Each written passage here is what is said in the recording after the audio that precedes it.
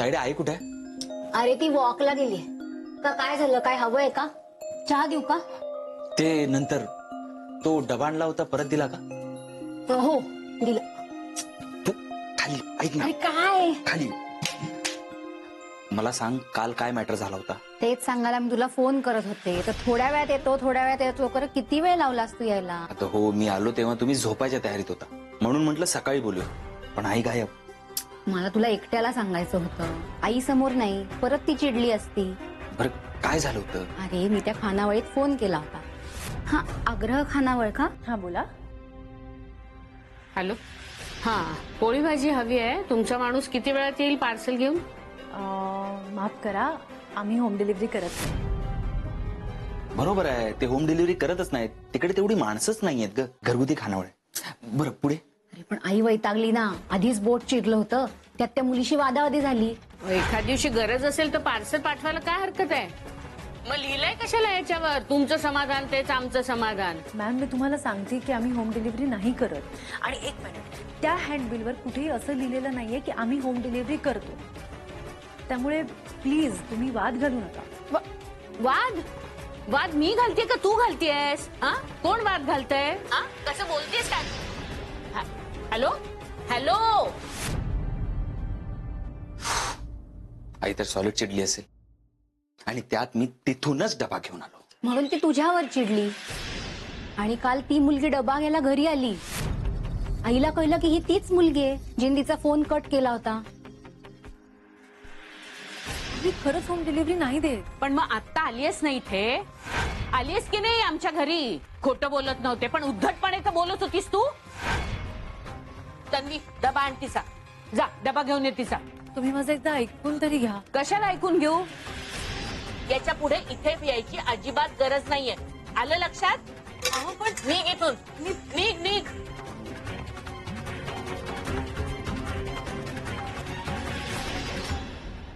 म्हणून आई चिडली होती का? तुला आठवतंय आम्ही नाशिक मध्ये आलो होतो तेव्हा आईचं एका रिक्षावाल्याशी भांडण झालं होतं. ते सोडवायला एक मुलगी आली होती. ती हीच मुलगी होती मध्ये पडणारी. तुला तर माहितीये कोणाची मदत घेणं आईला किती कमीपणाचं वाटतं. झालं, परत चिडली त्याच्यावरून. प्रकरण इथपर्यंत गेलंय का? ठीक आहे, आई आली की मी बोलतो. बोला, काय बोलायचंय? आले मी. बोला. पाणी पी. हे घे. काही विशेष नाही, मी असंच तिला विचारत होतो की तो डबा आणला होता तो परत केला का? केला ना. डबा न्यायला आली होती ना ती बया.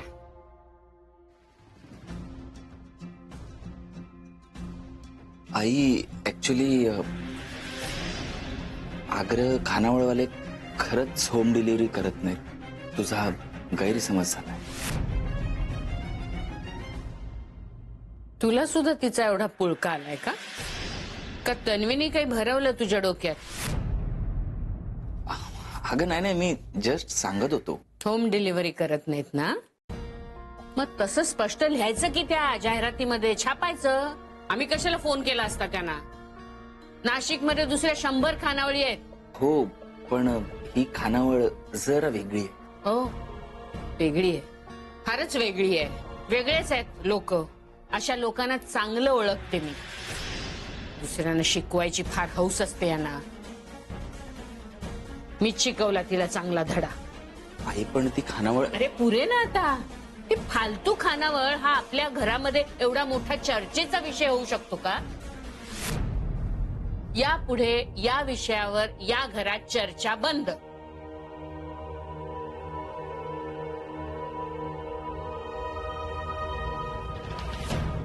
आई 100 खानावळी आहेत, पण माझं घोडं याच खानावळीच्या जागेसाठी अडलंय ना.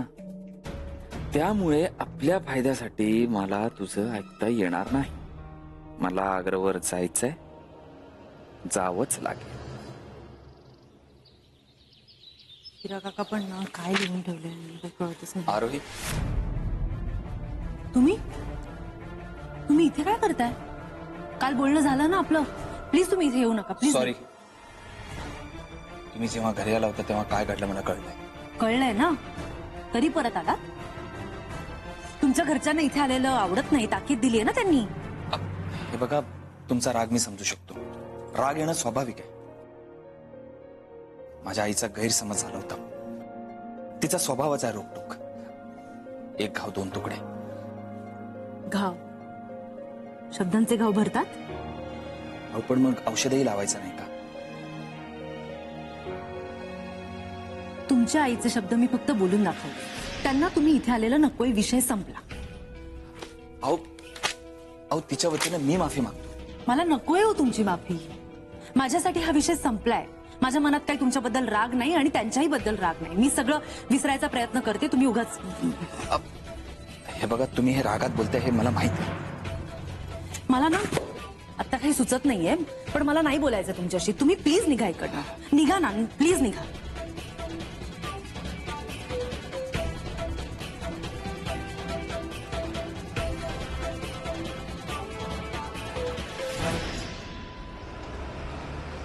बाळा जरा चहा दे रे.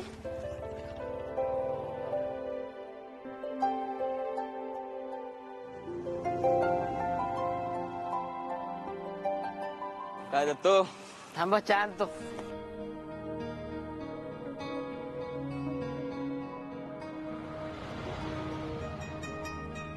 अहो मास्तर, तुम्ही जी पद्धत सांगितली ना, अहो त्याच्यामुळे पटपट गणित सुटतायत एकदम. मी सगळी गणितं सोडवतो, पण हे एक गणित कसं सोडवू ना तेच कळत नाहीये. काय आलं मास्तर? तुम्हाला पण कसला प्रश्न पडलाय का? प्रश्न पडला नाहीये, प्रश्न पडलेत. खूप सारे प्रश्न पडलेत. आता तू जो अभ्यास करतोस ना, त्याला एकच परीक्षा असते, वार्षिक परीक्षा. पण शाळा संपल्यानंतर आयुष्याची परीक्षा असते, आणि ती वार्षिक नसते, पावला पावलांवर असते. बाळा हे घे बेटा, छान होता चहा. हे घे पैसे. हो, 100 रुपये. तर सुट्टे नाही आहेत का? माझ्यापाशी बी नाहीयेत. मी कालच आली इथे राहायला. इथं जवळच राहते.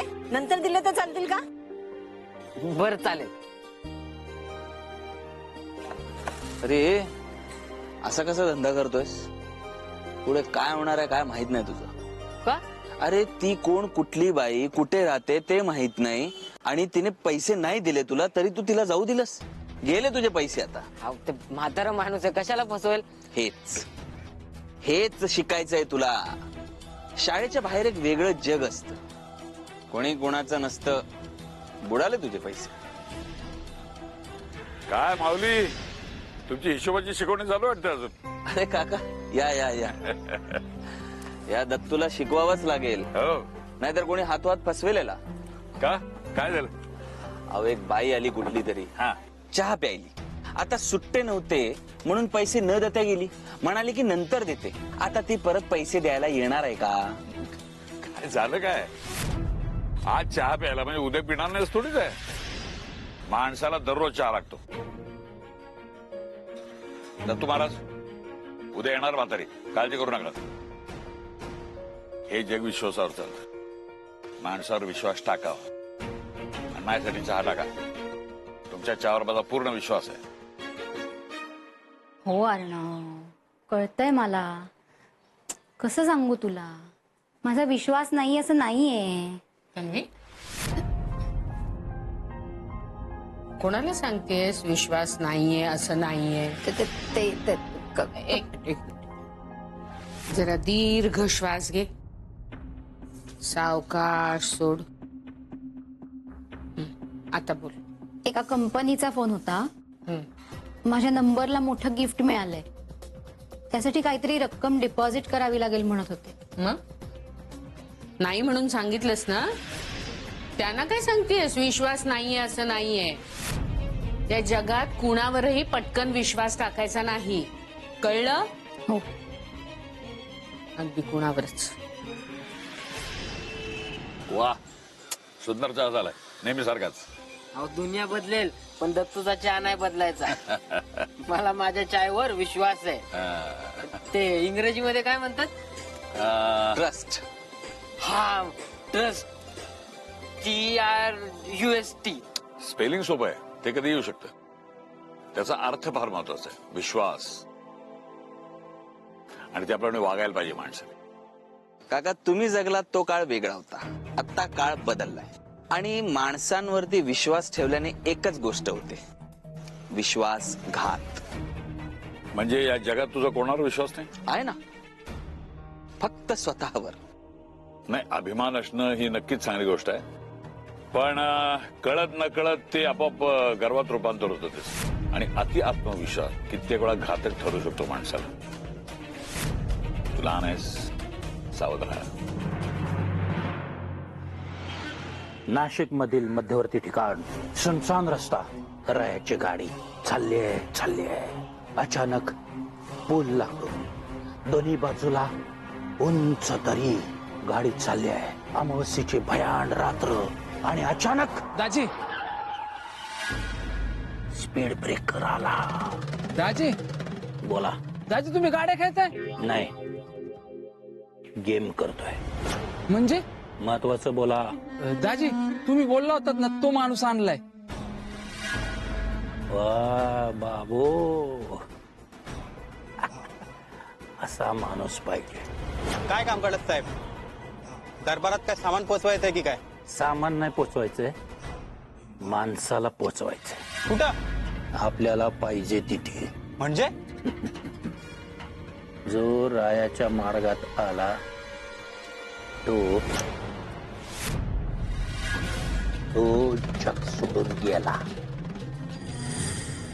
मेवणे, त्यांना काम नीट समजावून सांगा. होय दाजी. तुमचा आदर्शवाद चांगला आहे, पण तो आत्ता प्रॅक्टिकल नाहीये. मला एवढंच म्हणायचंय. आता प्रत्येक जण स्वतःच बघतंय, मग आपण बघितलं तर काय बिघडलं? मला माणसांवरती विश्वास नाही, कारण लोक मतलबी होत चालले दिवसेंदिवस. काही वैयक्तिक अडचणीमुळे माणूस तसा वागत असेल, मुद्दामून कोणी चुका करत नाही ना. कदाचित परिस्थिती त्याला तसं वागायला भाग पडत असेल, असंही असू शकतं. बरोबर आहे तुमचं, पण करणारे कोण? आपणच ना. अहो, एक छोटस कारण हवं असतं आपल्या जबाबदाऱ्या झटकायला. माझे अनुभव वेगळे, तुमचे अनुभव वेगळे.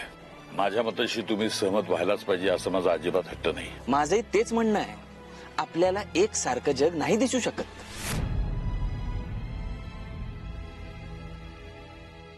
बाळा, मागचे राहिलेले पैसे. लवकर आलात तुम्ही.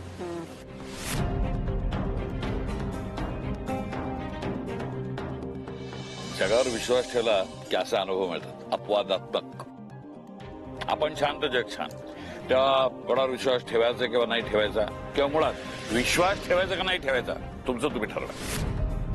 दत्तू, चहा स्ट्रॉंग झाला होता मस्त. चला येतो.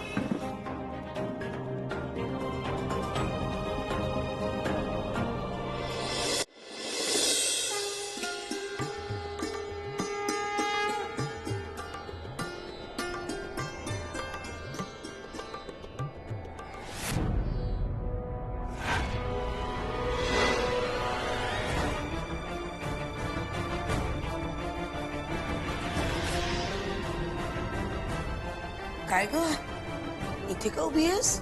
आत्या, दिवा विजला ग. काही विचित्र नाही घडणार ना? नाही नाही ग, विचित्र कशाला काही घडेल. एवढं सगळं छान चाललंय ते. मला खूप भीती वाटते आत्या, मला सगळ्याचीच खूप भीती वाटते. मी हे असं बोलले असते तर सगळं शास्त्र शिकवलं असतंस तू मला. आणि तू कशी मनाने कमकुवतेस हे सुद्धा सांगितलं असतंस. काही नाही, निरांजनामध्ये तेल घाल आणि उगाच मनात शंका आणू नकोस, कळलं ना?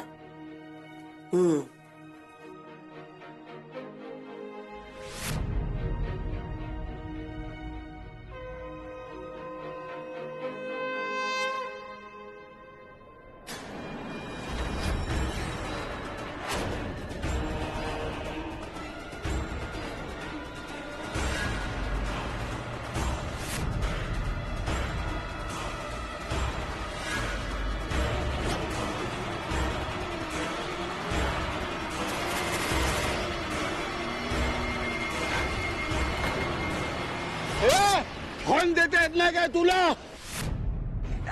काय रे? आणि क्रॉस करताना तुला इकडे तिकडे बघता येत नाही? माझ्या लागलं ना, काका तुम्हाला चला मी सोडतो. नाही नाही नाही माझा मी जाईन. अहो अरे जाईन माझा. रिअली सॉरी, पण त्यांना तिकडे सोडून येईन. त्यांना तिथे तुम्ही सोडलं नाहीत त्यासाठी थँक्यू. मला माहिती आहे तुम्ही रागावलाय ना माझ्यावर. तुम्ही आग्रहावर या आता, नाहीतर मला असं वाटेल की तुमचा राग अजून गेला नाही. नाही नाही तुम्ही नाही, चला, मी तुम्हाला सोडतो. चला बाईक करून अरे सोडतो. बाबा नको. चला तुम्ही या.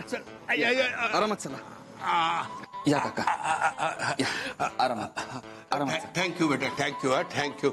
तू काय झालं काका? अगं काही नाही ग, जरा पाय मुरगळलाय.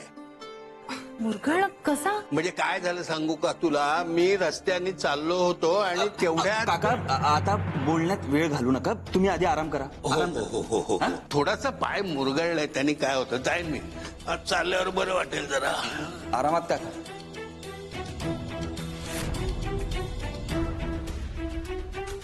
कशी गाडी चालवतात आजकाल. एका गाडीवाल्याने कट मारला काकांना, रस्त्यावर पडले बिचारे. नशीब मी होतो तिकडे, पण आय एम सॉरी, मला इथे यावं लागलं.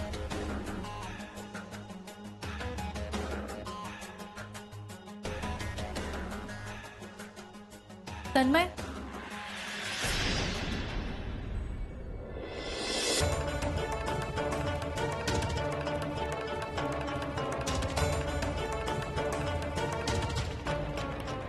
रिअली सॉरी, पण त्यांना तिकडे सोडून येईन. त्यांना तिथे तुम्ही सोडलं नाहीत त्यासाठी थँक्यू. मला माहिती आहे तुम्ही रागावलाय ना माझ्यावर, पण माझा नाईलाज होता. तुमच्या आईचे शब्द मी फक्त बोलून दाखवले. ते खरंच माझं मत नव्हतं. मला पण खूप वाईट वाटलं, पण त्यांचीच इच्छा नव्हती, त्यामुळे. आई हे सगळं कधीच विसरली. आपला गैरसमज झाला होता हे तिला कळलं. आणि प्लीज आता तुम्हीही धरून ठेवू नका. नाही नाही, त्यांना प्रॉब्लेम नसेल तर मला काहीच प्रॉब्लेम नाही. म्हणजे मला काही प्रॉब्लेम नव्हताच कधी.